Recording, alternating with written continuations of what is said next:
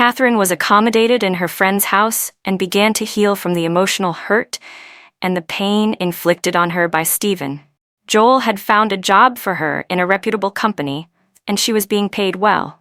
She hid her marital problems from Joel and kept up the act that she was still living with Stephen. She did this because she didn't want to ignite a fire at the wrong time. She needed to recover fully from the emotional trauma she had gone through and improve her life a bit before engaging in romantic relationship. Besides, Joel had given her the impression so far that his priority was seeing her smile and be happy at no conditions. He had not opened his mouth to profess love to her or asked to be his secret lover. She thought he was probably hiding his intentions because he respected her status as a married woman. As time went on, Katherine and Joel got closer. He brought back the sparkle in her eyes and life. Things were getting rosier as Katherine opened her life to a new phase until she began noticing a weird change in her body system, which caused her great discomfort. She felt uneasy when the changes persisted and went to the hospital on a weekend to find out what is actually wrong with her. Katherine felt tense when the doctor sighed heavily while trying to keep up a smile at the same time, holding the laboratory report in his hands. "Ma'am, I have good news and bad news. Which one should I disclose first?" the doctor said after greetings and trying to ensure a calm atmosphere to deliver his message. "The good news first," she said with a raised eyebrow. "Ma'am, you are 3 weeks pregnant," the doctor said with a smile on his face. 3 weeks pregnant? But why do I feel so much pain and discomfort at an early stage?" Katherine said on impulse. "Well, that's the bad news side of it. The lab results prove that not only are you pregnant, but there's also unusual activity going on in your body system due to a wide range of bacteria, which has caused various disorders and has the risk of putting the developing embryo at risk," the doctor said, trying to speak as explicitly as possible for Katherine's understanding. "What type of unusual activity are you hinting at, doctor? Please be specific," she pleaded. "This is what the lab results have shown so far. Now I need to collect your blood sample and carry out some other tests to get the actual facts of the activity going on in your body." The doctor handed over the lab result showing she was pregnant to her. Katherine sighed in confusion at other terms written at the bottom of the report. "So if I give the needed samples, will I get the result today?" Katherine asked. "No, not today. You will get the results in 3 days' time. However, there's no need to worry. You are in safe hands, including you and the baby in there," the doctor said with a smile on his face. "Thank you, doctor," Katherine responded, trying to act sane as much as she could. Various thoughts ran across her mind as she sat in the bus on her way home. She sighed countless times and pondered why the pregnancy had to surface at a time she didn't need it. Katherine had long been expectant in her marriage with Stephen before things turned sour. Not even when they had intimacy regularly did she ever conceive. Katherine felt fate was being judgmental and cruel to her, as she never expected that she could conceive at a wrong time in her life, when she was trying to patch her broken pieces with the aim of moving forward. The scars Stephen inflicted on her became fresh once more, and the thought of abortion crept into her mind. But then at the thought of how much she had suffered expecting a child for years, she figured out that she would find it difficult to flush out the seed growing in her, even if the father was an ill-behaved man. Katherine thought of how life as a single mother would be, because it was obvious that Stephen didn't want anything to do with her anymore. Stephen had not bothered to call or message her after the other day, and Katherine felt it was best that way. She was certain that she wouldn't be able to bear any more toxicity from Stephen in the name of marriage and giving her baby a father figure. So she wasn't going to go back pleading, even if she was pregnant. When she arrived at home, she met Vivian in an elated mood. Katherine, who was tense with the news she had received from the hospital, sat down on the sofa looking so dejected. "Babe, guess what best thing in the world just happened to you today?" Vivian said with a smile on her face. "There's nothing best that could ever have happened that can take away the pain I feel right now," Katherine said almost in tears. "What pain, Kate? Did you get any heartbreaking result from the hospital?" Vivian queried her friend. "I'm pregnant, Vivian, I'm pregnant for the man I don't ever want to have anything to do with in the world anymore. I'm pregnant for a man who resents me with passion, Katherine said, rubbing her belly with her right hand. Vivian folded her hands and gazed into Katherine's eyes. How old is the pregnancy? Vivian asked. 3 weeks old. Katherine answered. It's still fresh. You know clearly I can't abort. I have waited so long for this to do so. Katherine responded on impulse to the astonishment of her friend. Oops, babe, I never asked you to abort. It's just that I was happy for you earlier, thinking that you were on your path to freedom. But apparently, Vivian said, trying to find the right words to conclude her speech. What pathway to freedom are you talking about? Stephen came today with a divorce paper in his hand. Seems he knew for a long time that you were staying here. I had thought that you could start life afresh with Joel by your side after you signed the divorce letter, which I am certain that you would do, but now this news, which is a bundle of joy, considering your days of expectation for it, and at the same time a totally complicating event. Sorry to say, I'm basically left speechless. Doctor said there's unusual activity going on in my body which poses a great threat to the developing embryo. He told me he would pinpoint the facts in 3 days' time with the samples he got from me. Life couldn't be harder, right? Katherine said and shook her head. Stephen and Helen had been put in a lot of effort regarding their plans to travel out of the country to start life afresh, after Helen had successfully extorted her husband to get the needed money for their goal. Stephen was elated when Helen told him that very soon they would be out of the country, as her plans were going according to plan. He felt that it wasn't best to waste time cutting the bond he had with Katherine before traveling out of the country. He had never loved her but had only given things a chance with her, because he sensed that she would be of great benefit to his growth. It was easy for Stephen to arrange the divorce proceedings without giving it a second thought, since emotional feelings were not involved. Unknown to Helen, Maxwell had overheard her when she was discussing with Stephen on the phone about their plans to leave the country to start life afresh. Maxwell had decided in his mind that he would teach her a lesson after he overheard her discussion on the phone with Stephen. He implanted a chip on Helen's phone to get wind of her conversations and to monitor her movement. Through the chip, he was able to get detailed information about Helen's plans with Stephen, as well as how it all started. Maxwell swore in his heart that he would ensure that Helen paid with her life for trying to pull a fast one on him. He looked forward to the perfect timing to strike with all the venom he had in him. Katherine struggled to have peace while expecting the results of what was going on in her body. She heaved a huge sigh of relief when the appointed day came and looked forward to unveiling the mystery. She decided that she wasn't going to the hospital alone for her sanity's sake. She needed someone to comfort her in case things went inauspicious. And that person was her trusted friend, Vivian. Katherine had given the excuse that she had a runny stomach, so she wouldn't attend work that day. Since she found it difficult to tell Joel the lies she had cooked up, she didn't make him aware that she would not attend work. Rather, she told him the opposite when he called her in the morning. Katherine tried her best to act cool when the doctor scanned through the results from the lab and heaved heavily. "Doctor, speak already, the silence is killing me," Katherine said to the doctor. "The results from the lab here state that you have an STD, which appears deadly, but can be treated because it was detected early. However, the source of the STD is a great concern, as well as the substance in your blood fluids, which poses a grave threat of damaging your kidney and urethra because of the high dosage. Ma'am, at this point in time, I need your honest responses, as they would help a lot in going about the damages," the doctor said out loud while holding the reports firmly in his hands. "What sort of STD do I have, doctor? And what substances did you find in me?" Katherine said out loud. "This question might sound offensive, but I need to pull it across. Ma'am, did it happen that you were a sex worker in the past? Because only a sex worker can have such a high dosage and level of damage due to the dosages in your bloodstream as a result of accumulation." "Sex worker? Are you for real, doctor?" "I was never a sex worker. I never was and will never be. Unravel this mystery already, doctor, instead of spilling rubbish," Katherine said in a rage. "Sorry, ma'am, if I sounded rude. It was due to the gravity of what I saw. Ma'am, check out these reports. Those are the bacteria induced in your body system as a result of unusual activity.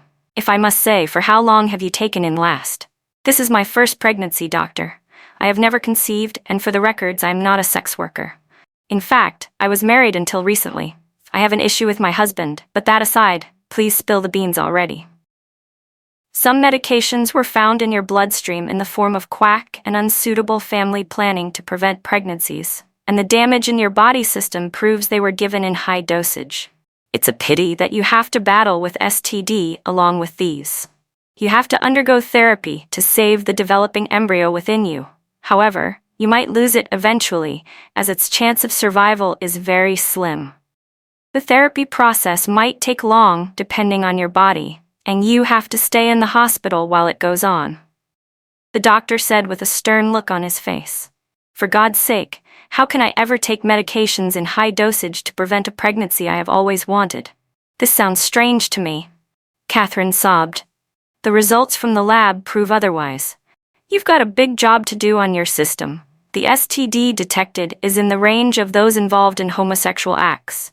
I mean anal sex. If you find this diagnosis strange and suspicious, you can go ahead to get yourself scanned in another hospital.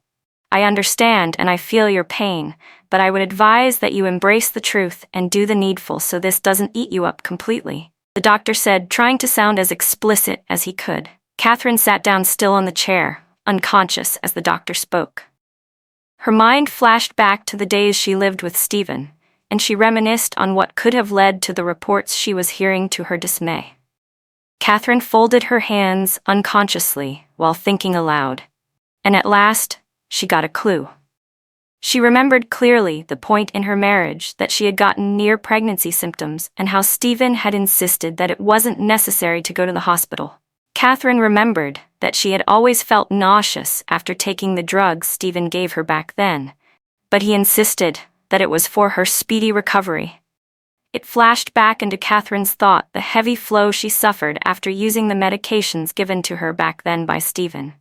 Her thoughts were confirmed with no iota of doubt, and the thought of the cruelty she had endured for years swept her unguarded. Katherine shed tears and refused to listen to the doctor's consolation words. She stormed out of the doctor's office with the reports in her hands, wondering where to start from.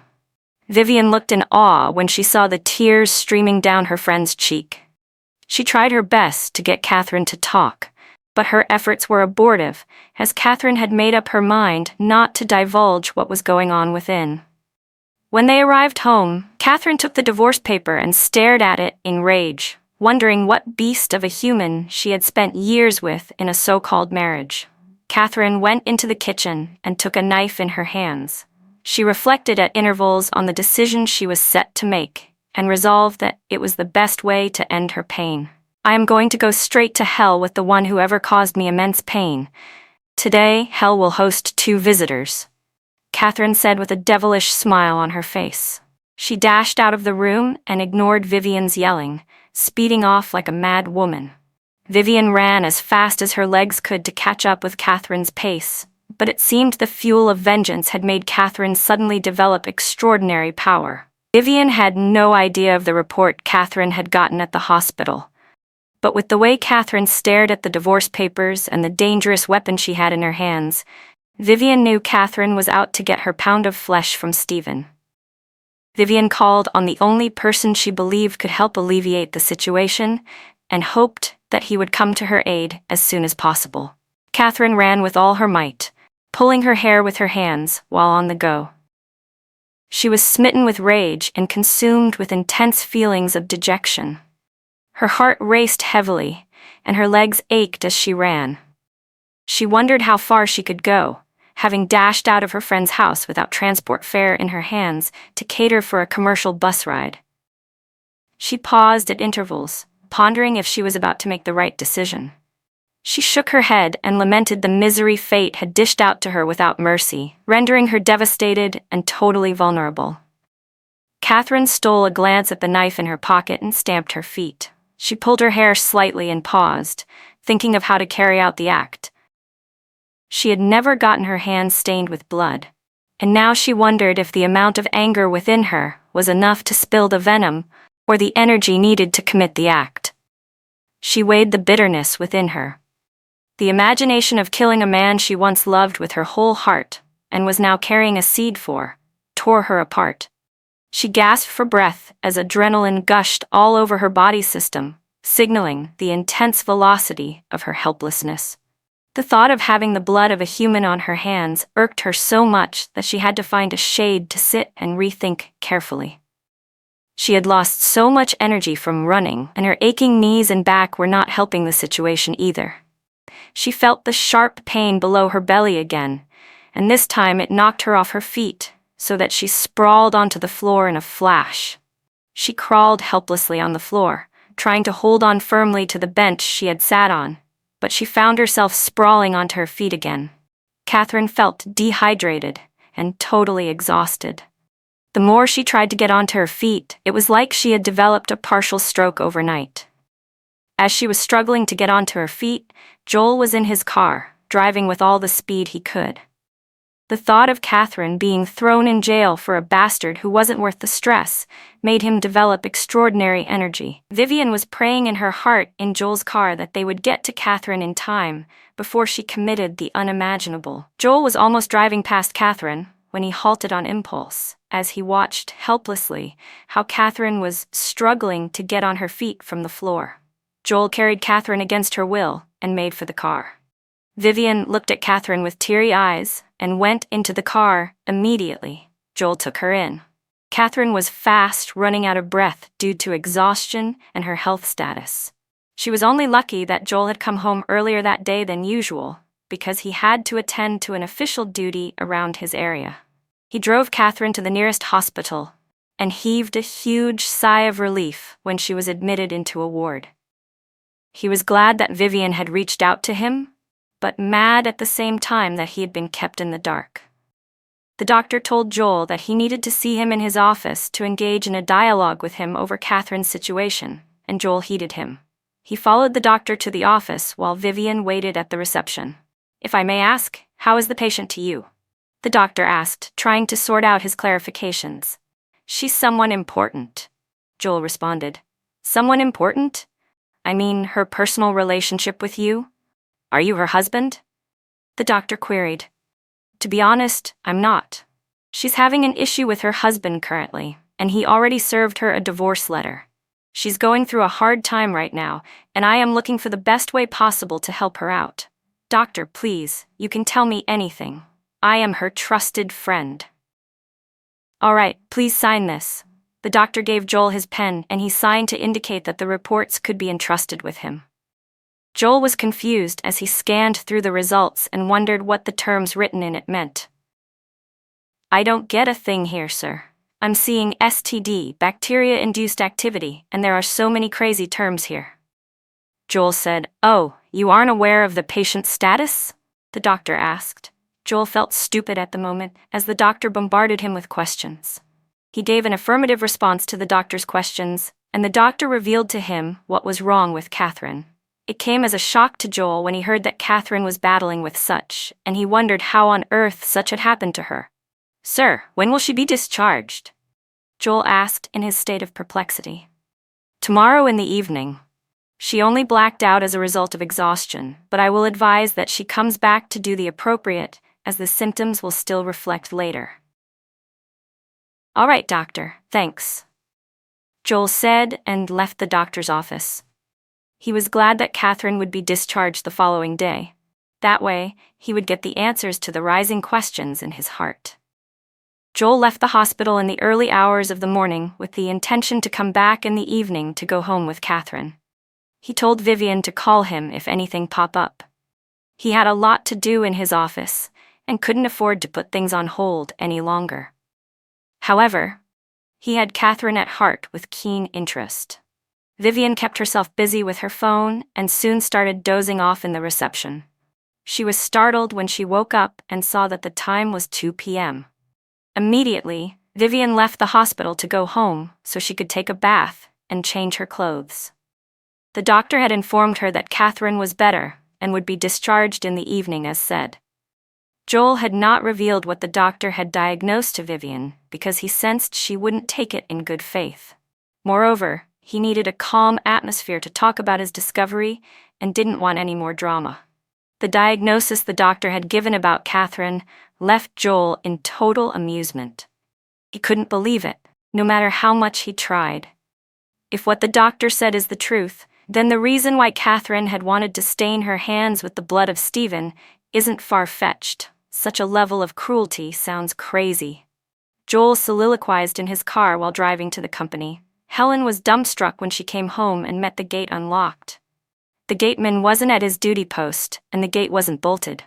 Alarmed, Helen ran in, wondering what had happened. She took her phone from her handbag and put it in recording mode, so she could click the send button should something bad happen to her. Her instincts told her that something odd was going on in the house. She went into the room, looking back and forth, alert. She searched around the house to check what was happening, but couldn't find anything suspicious. She heard a loud moan coming from the toilet. She went closer to the toilet and tended her ears to figure out what was transpiring inside. She hissed silently when she found out that it was her husband making out with his friend. The two were so engaged in the act that they didn't hear her footsteps. Helen shook her head, wondering what sort of man would prefer a dry-ass hole over a juicy honeypot. It was obvious that Maxwell had been in the act before he married her and was too addicted to change anytime soon. Helen tended her ears to the wall, ignoring the feeling of disgust she felt while hearing the loud moaning emitting from the toilet, so she could know what the two were up to. She sensed that something was odd, because Maxwell had left for work in the morning before her, and he couldn't have arranged to meet with his lover in the house to share intimacy if something wasn't off. Helen had not gone to work as well as Maxwell. She had gone to see Stephen at home instead to give him detailed information about their plans. Maxwell, on the other hand, knew that Helen had not gone to work, and he had purposely left earlier in the morning, as he had ulterior motives in his heart, because he had known a day before, through the chip implanted in Helen's phone, that she wouldn't go to work. Maxwell had purposely left the gate open, and had sent the gateman on an errand so he could carry out his evil act. He had it in mind to incriminate the gateman for his devilish plans when he returned from the errand by making him pass out with the corpse of his wife beside him. Helen had walked into the lion's den unknowingly as planned. Maxwell and his lover were waiting for Helen to return home so they could carry out the act. Maxwell had hinted to his friend that Helen would return home in pretense that she had gone to work. The two got tired while waiting for Helen and decided to have a swell time before she returned home. Helen's heart throbbed heavily when Maxwell and his friend engaged in a dialogue in the toilet about how the plan would be carried out. Helen took some items in the bedroom and ran out of the house at full speed immediately. She was practically gasping for breath when she arrived at Stephen's house. Stephen, who was alarmed, he tried his best to get her to talk, but it was to no avail until he told Helen to relax a little after giving her chilled water. It was then that Helen slowly divulged what she had overheard. Helen told Stephen that they could leave the country with the little she had gathered. She pleaded with Stephen that they leave his house for a hotel, because her instincts told her that it wasn't safe to stay at home any longer. Back in the house, Maxwell and his friends sensed Helen's presence immediately after they left the toilet. Helen's perfume gave her away, and the two were furious when it dawned on them that Helen had probably overheard them, which was why she ran away. All hope wasn't lost for the two, as Maxwell could still get a hold of Helen's whereabouts, all thanks to the chip implanted in her phone. Maxwell smiled mischievously and mocked Helen for being so naive when he got word that the two were made out to lodge in a hotel. "We will do it the hard way then," Maxwell said, and his friend stared at him with a devilish grimace expressed on his face. Stephen was driving to the hotel he had in mind with Helen in his car when he realized they were being trailed. He was confused as to how Maxwell had gotten a hold of them until he spotted him in the rearview mirror. Stephen intensified his speed, but Maxwell soon matched his pace. His clothes were soaked in sweat as he beheld the look on Helen's face. A cold feeling swept him off his feet in the car, signifying danger. Helen, scared to death as a result of what she had overheard and aware of what Maxwell was capable of, beckoned Stephen to drive faster. Left with no choice, Stephen drove recklessly, ignoring the traffic signals. He opened his mouth widely when he saw a truck in front of him. Stephen, having lost control of the steering wheel due to tension, couldn't do much to avoid the dangerous situation. He braced himself and tried hard to regain control, speeding up with intensified velocity in a bid not to collide with the truck. Unfortunately, one of his tires went bad due to the reckless driving, and he ended up bumping into a trailer at the front after losing control of his brakes shortly after the tire went bad. Helen gave up the ghost immediately the accident happened. The injuries she sustained were severe, and she was badly damaged. Stephen, on the other hand, struggled for his life in the car. Maxwell and his friend backed out immediately when the accident happened, with a plan B in mind, in case Stephen and Helen survived. Unknown to Maxwell and his friend, Helen had lost her life immediately in the accident. They had not found out because they hadn't bothered to check on the two when the accident happened, afraid of being suspected. Passers-by watched helplessly as Helen's lifeless body lay there and was deeply moved when Stephen struggled for his life in the car. A call was put through to the hospital, and soon an ambulance arrived which carried Stephen away. Stephen was placed on oxygen, looking lifeless and deplorable. His forehead suffered a huge cut, and other parts of his body were deeply affected by the accident as well. The following day, Stephen slowly opened his eyes on the hospital bed. He felt a splitting headache, and everything looked dim. He wanted to get up, but he couldn't. His legs felt like they were absent, and he thought he was delusional. Stephen was still in this helpless state when a nurse came in. Paranoid as a result of the numbness he felt in his legs, Stephen yelled continuously and refused to yield to the nurse. He demanded an explanation as to what had happened to his legs in an authoritative voice. When the nurse saw she couldn't do much to control Stephen's yelling and aggressiveness, she called on the doctor to check Stephen's legs. After the doctor finished checking, he realized Stephen had been paralyzed from the waist down, thereby losing his legs as a result of the accident. It was like salt added to injury, because the doctor had also discovered on the day Stephen was admitted that his reproductive organs had been damaged beyond repair in the accident, which made him sterile. Stephen later fell asleep after being given a sedative. His yelling was getting out of hand, and he was way too aggressive. He didn't even listen to the doctor when he tried to talk to him. Instead, he closed his ears, utterly annoyed and confused. While Stephen was battling with the harsh reality on the hospital bed, Katherine was whiling away in her sorrow, as the fear of what lay ahead was envisaged in her wildest imaginations. Joel sat still, staring at the piled documents he has to treat on his desk.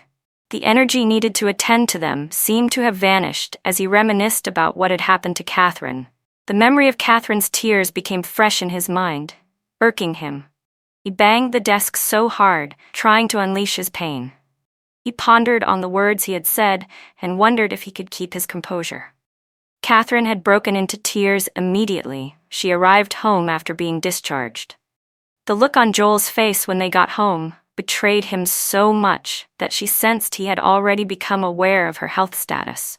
Her suspicions were confirmed when Joel seemed to gaze at her longer than necessary. She broke the silence for her sanity's sake and to clear the foggy weather. She related the diagnosis the doctor had given her the day she went to the hospital. While Katherine spoke, Joel was drowning in tears. He tried to control them to act strong and comfort her, but it was to no avail. The tears flowed freely. As for Vivian, she was utterly speechless, thinking she was probably daydreaming or hallucinating. She didn't believe a thing until Katherine showed her the reports along with the one the doctor had handed over to Joel. Vivian shook her head countless times and stamped her feet on the floor. She sat down at intervals, staring at Joel and Katherine. There was no explainable feeling for what dawned on her after the revelation. While Vivian was staring at the two, she pondered why Katherine had taken the step to take her pound of flesh from Stephen. Then she realized that the resentment her friend felt as a result of the betrayal was justified. Vivian suggested that Katherine find a way to make Stephen go behind bars for what he did to her, but Katherine didn't respond to her friend's advice. She was still trying to maintain her stance in the painful reality in front of her. Joel was left in awe when Katherine sped into the room, telling him to get away from her because she would only cause him harm. Go away. I don't need your pity anymore. Keep it for the less privileged. Katherine yelled when Joel tried consoling her as she lamented about her grief. Joel racked his brain trying to figure out if he was standing by Katherine out of love or pity. He brought himself back to his past, and the scars inflicted on him became alive at once. There was only one way to get clarification on the feelings he had. That was to bring Katherine into his past, then reflect if there was still any source of attraction left. For the pain Katherine had gone through, her utterances were expected, and it was only fair that he figured himself out before professing his feelings. That way, he wouldn't wane in the long run amidst the ups and downs of the ride. Joel treated 3 documents, then called it a day. He went to his car and drove home. He went straight into the bathroom after he returned from work and took a shower. Afterward, he hung a picture he had kept in his gallery for years and smiled to himself after displaying several portraits on the wall. He had a second thought if he was about to do the right thing or set things ablaze. He ended up concluding that he was about to set things straight. Joel took a bottle of wine from the fridge and poured it into a cup. The past became alive more than ever, threatening to take away his peace as he realized he had long been in need of affection. Katherine had brightened up his world again with her smiles, and he couldn't afford to see her in tears. Nevertheless, he could easily relate to Katherine's pain, because he had his own fair share of betrayal, which almost claimed his life and sanity. He put a call across to Katherine after he ensured that everywhere around his house looked appropriate for his intentions. He felt bad when his calls were ignored until a call came in from Katherine after he had almost given up. Katherine had ignored the calls because she felt Joel was staying by her side out of pity. She hated the fact that she was considering future plans with him, yet the future was too bleak, and their chances of ending up together were too slim. Katherine felt that she was only overthinking things between her and Joel in a bid to console herself from her pain. Moreover, Joel had not spoken up about what he felt toward her, which worsened her misery as she didn't know where to place him yet. Vivian, who couldn't watch her friend ignore Joel's calls further, called him back herself on Katherine's phone, much to Katherine's dissatisfaction. She ignored the awful look on Katherine's face and dialed the number. When Joel picked up, she placed the phone on Katherine's ear. "Hello," Katherine answered abruptly. Joel replied and pleaded that she come around to his place. He revealed that he had an Uber already booked and would be glad if she heeded him. Katherine stared at her friend's face at Joel's request. The call was put on speaker by Vivian, so she heard everything Joel was saying. "Come on, babe. Go and see him already," Vivian muttered under her breath. She became elated when her friend said yes to Joel's request and helped her dress up after the call was ended. Katherine went to Joel's house. She was wowed by the magnificence of Joel's mansion. She had never visited his house before, so she had no idea how it looked. Katherine's heart skipped when Joel welcomed her at the entrance of the dining room. She couldn't help but smile when Joel beamed at her. She felt nervous as she gazed into Joel's eyes. She felt sorry about the hurtful words she had said to him the other day. As she was about to open her mouth to say sorry, her eyes caught sight of different portraits on the wall, and one picture particularly caught her interest. It was a picture of Joel holding a baby girl in his arms. The look on Katherine's face suddenly changed the next moment, and she looked at Joel with disbelief. "Is this your daughter?" Katherine asked, and Joel nodded in affirmation. "I can't believe this. Did you ask me to come here just to rub it on my face that you have a daughter or that you might be married?" Katherine said, standing akimbo. She was trying hard to control the tears welling in her eyes. "I never asked you to come here with the intention of rubbing things in your face. On the contrary, I asked you to come here for something totally different," Joel said, trying to sound clear and explicit. "What do you intend to say? That you are married and came close to me out of pity? What was your intention going so close to me like that? Didn't it ever occur to you that your actions might make you seem lovable? I know I might sound selfish right now because of the position you met me in, but at least you could have made me aware of this from the start. Now I am lost and totally confused. You coming into my life was based on pity. There's no suitable explanation for your support other than pity.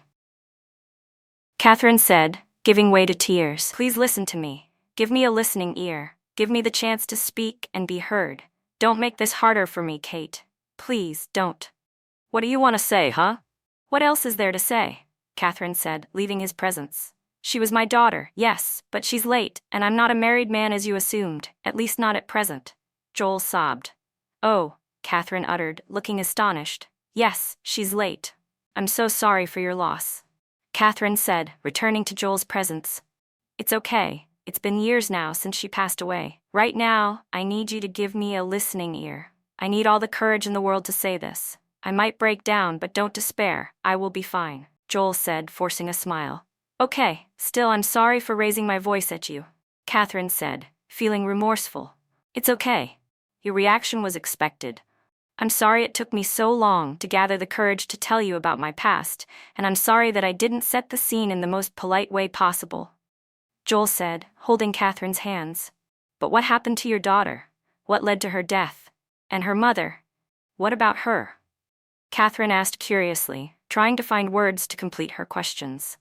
Joel sighed, released Katherine's hands, then stood up and cleared his throat. His eyes were sore and filled with tears at that moment. I was once a happily married man. My marriage was the best ever on earth.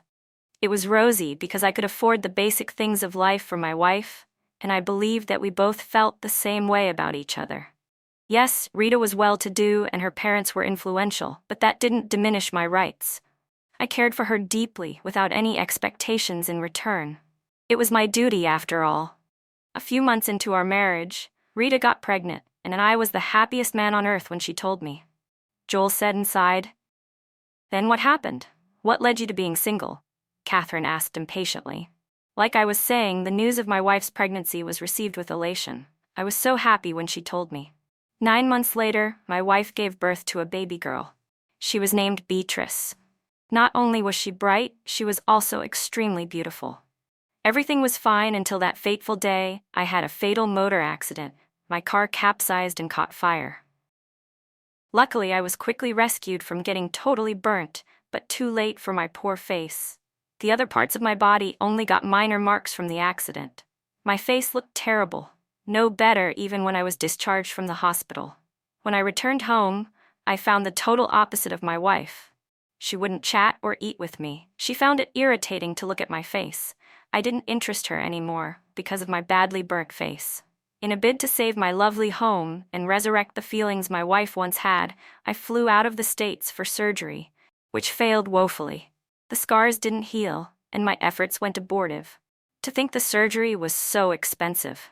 But I didn't consider other options because of my goal. Kate, I was fast losing my wife with each passing day. I hoped with time she would accept that what happened wasn't my fault and that she would stop treating me like trash. But my hopes were dashed when I found out she was involved in extramarital affairs. When I confronted her about it, her response was heartbreaking. Joel paused, reflecting on the past event. Sorry, but what did your wife say when you confronted her? Her words were that I irritate her every passing day, and that I didn't look like the man she had vowed forever with in front of the altar. Scarface, you might never heal, and I don't have the strength to bear your misfortune because I'm not responsible for it.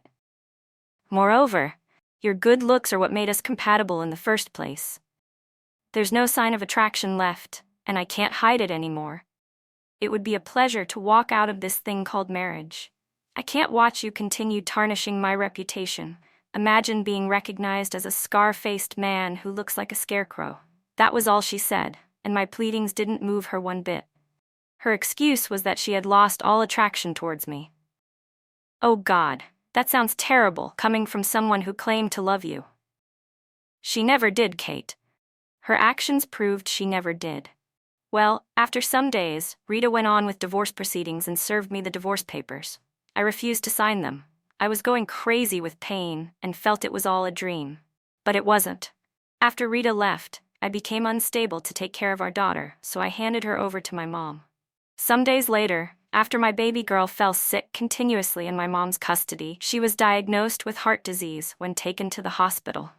I didn't have the funds to take her for an operation because I had spent all on the failed surgery. My expectations were dashed because my empire was going down the drain due to my absence and participation. I had to sell the company to raise the bills, at least to save my daughter's life. But no, life wasn't done with me. On the eve of traveling to get the surgery done, she gave up the ghost. I struggled hard to find a reason to live every day.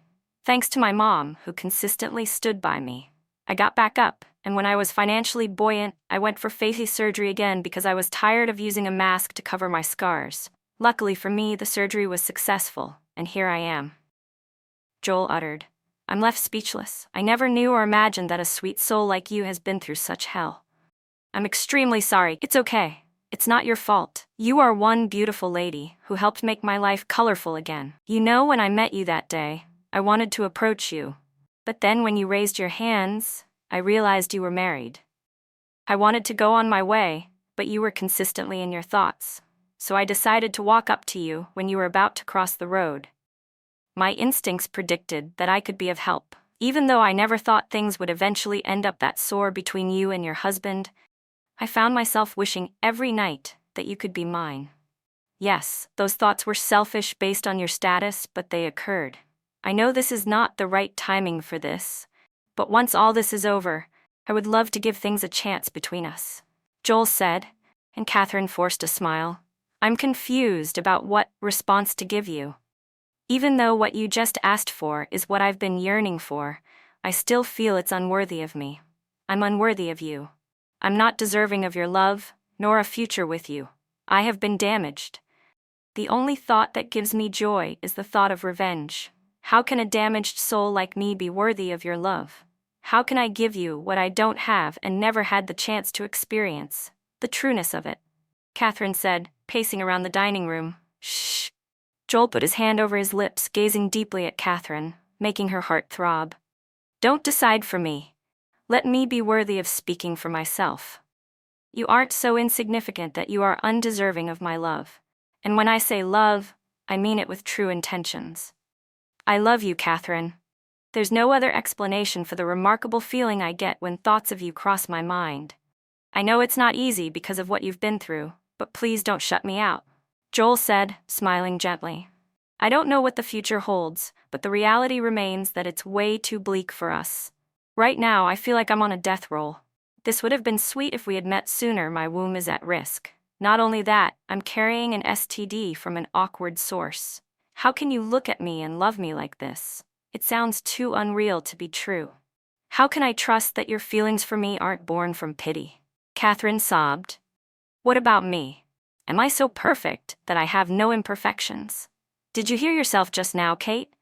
Did you see how you looked down on yourself and said such hurtful things? How on earth can you write yourself off over something curable? As for your baby, it was conceived in a matrimonial union. How is that your fault? Look, I'm not raising false hope just because the doctor said your baby's chances of survival are slim. Even if it sounds stupid to you now, I deeply love you. I'm not in control of my heart's attraction toward you.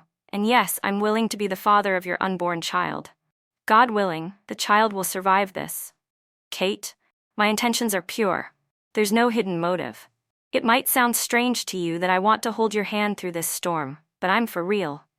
Please don't decide for me by shutting me out just because you feel unworthy of me. Please. Joel pleaded, and Katherine sighed. He came closer, wiped Katherine's tears with his palms, smiled and held her tender hands. But there are no buts, Joel said, cutting her off with a kiss. Katherine gasped, smiling with elation as Joel rested on her bosom after they parted lips. Later, Katherine left Joel's apartment after giving an affirmative response to his request. Joel's heart jumped with joy as the kiss they shared replayed in his mind. Oh, mine. I'm taken for sure, Joel muttered under his breath. He intended to help Katherine with her therapy bills. Katherine trusted that she had his undying support, and when he mentioned the therapy before she left, she assured him she would start soon. Joel went to bed that night feeling more delighted than usual. As for Katherine, she was held bound in the bliss of what had happened. She hadn't expected the kiss from Joel. Her heart skipped a beat when she reminisced about it. Even her friend noticed the glow on Katherine's face when she entered the room. It sure went well. Vivian teased Katherine, who was still held captive by love. The following day, Katherine was on her way to the hospital to begin therapy when she came across Stephen's best friend. She tried her best to avoid being seen, walking sideways to evade him, but he spotted her. He called out to her enthusiastically, as if he'd been longing for a moment to speak with her. Katherine guessed that he must have been aware she was no longer with Stephen. It was expected, given he was Stephen's best friend. "Good morning," Katherine replied with a wry look. Kate, it's been a while. I hope you're doing great?" the man asked, and Katherine responded clearly, "Yes, there's something I want to tell you. Actually, it's a request from Stephen. I'm glad I met you. It makes things easier." "Oh, Stephen? Is it my ears playing tricks or what?" Katherine queried in shock. "Now please don't flare up. I heard about what happened between you two, and I wasn't pleased. We're human, and we make mistakes sometimes, but let's not keep grudges even unto death, please, Kate. I don't know what you're pleading for. By the way, what message did that son of a devil ask you to deliver?"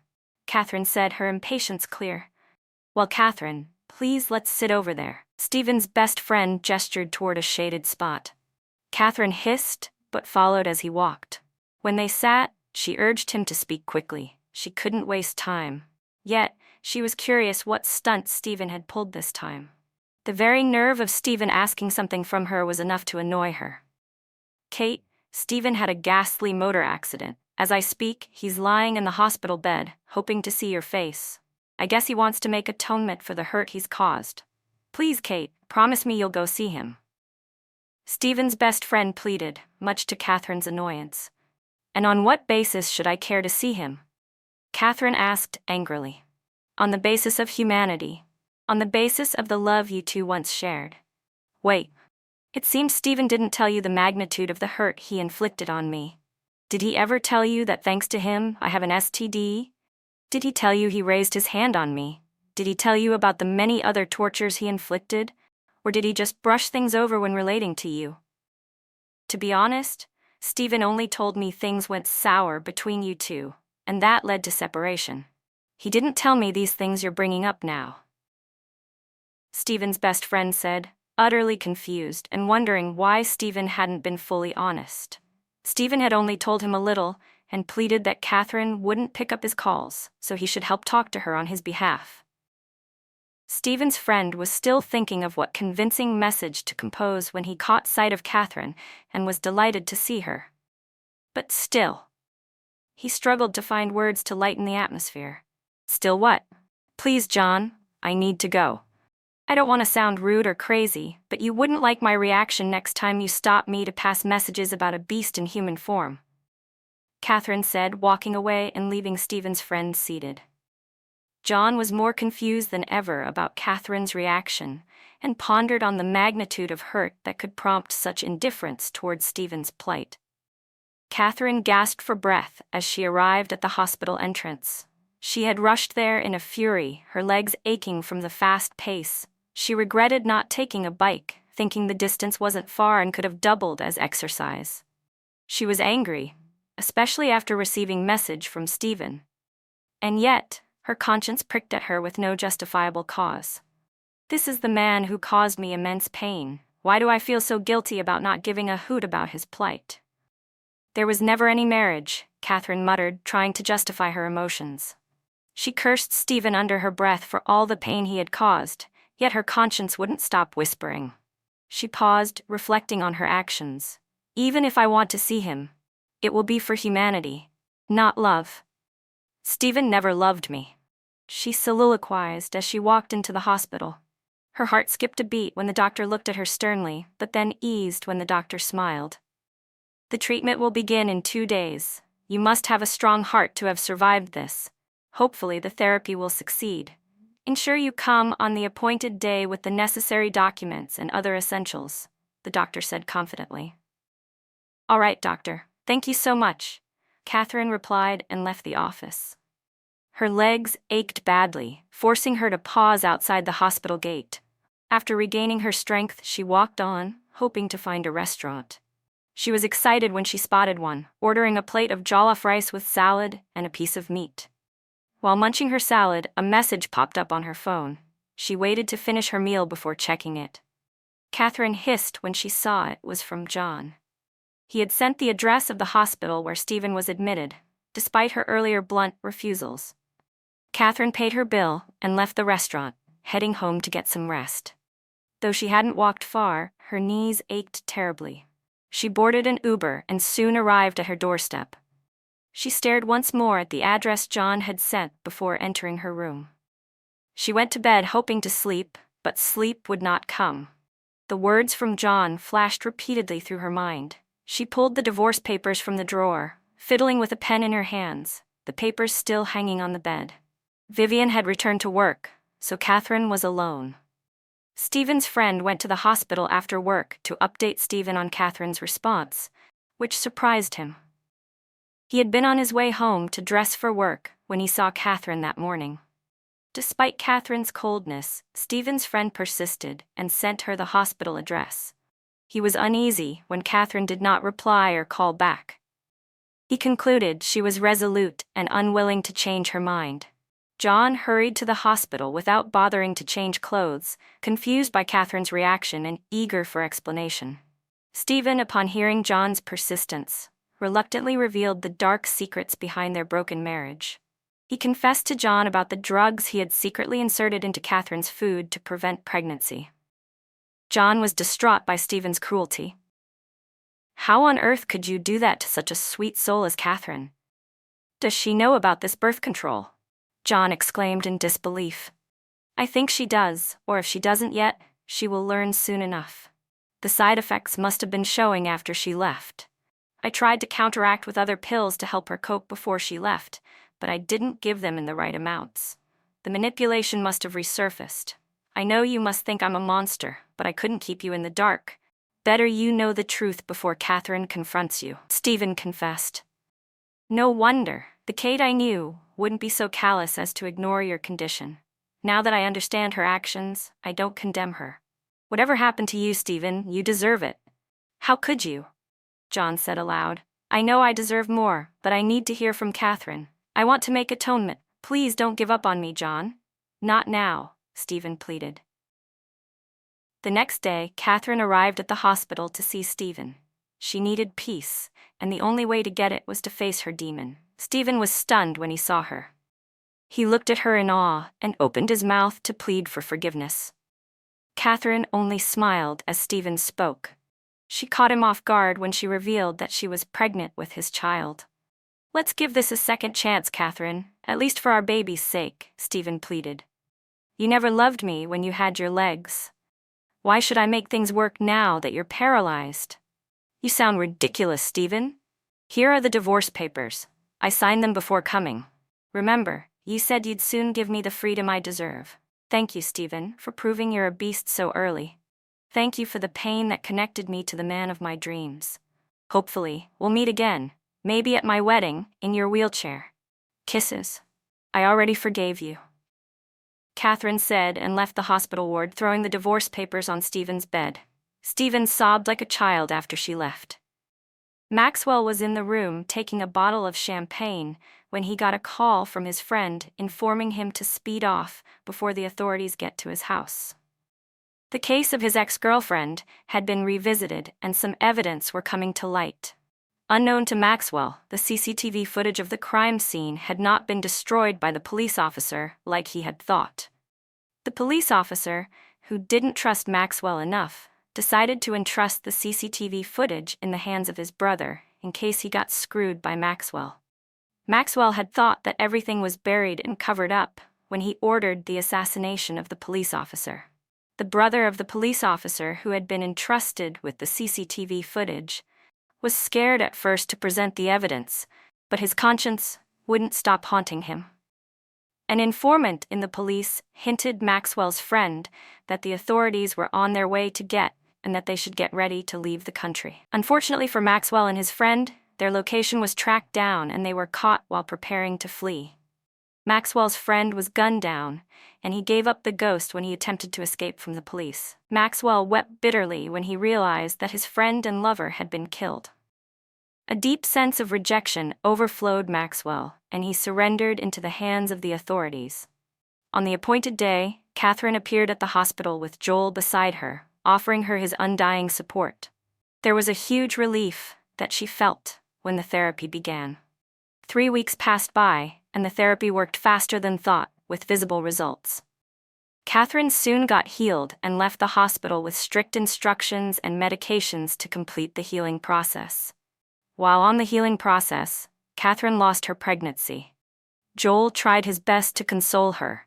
He knew that she had waited for long before she took in, but he had high hopes that she was going to conceive more babies in his home.